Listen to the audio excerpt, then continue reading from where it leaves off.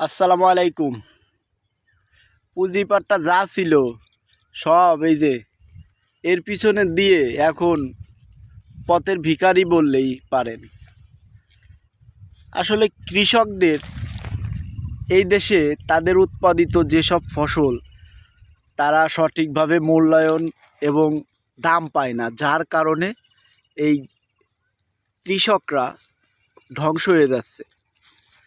এই পেঁয়াজ 500 থেকে 700 টাকা তামাক উঠাইতে সকাল 7টা থেকে দুপুর 1টা পর্যন্ত এর ভিতরে খাবার টাইম দেয়া লাগে। এই বেতন, তারপরে পেঁয়াজের যে দাম আর সার ওষুধ কীটনাশক যে কয়জন লাগাইতে লাগে, আবার উঠাইতে গেলেও ঠিক ওই পরিমাণ লোক লাগে। এর মানে আপনি বলছেন যে এই দেশের কৃষকরা ভালো নেই। আসলে কৃষকরা ভালো নেই। আসসালামু আলাইকুম। পুঁজিপাটটা যা ছিল সব এই যে এর পিছনে দিয়ে এখন পথের ভিখারি বললেই পারেন।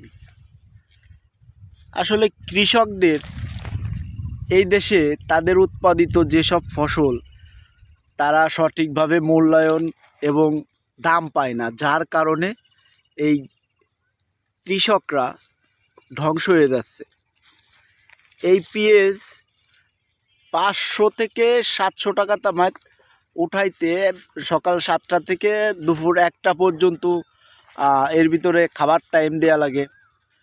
এই বেতন, তারপরে পেঁয়াজের যে দাম আর সার ওষুধ কীটনাশক যে কয়জন লাগাইতে লাগে, আবার উঠাইতে গেলেও ঠিক ওই পরিমাণ লোক লাগে।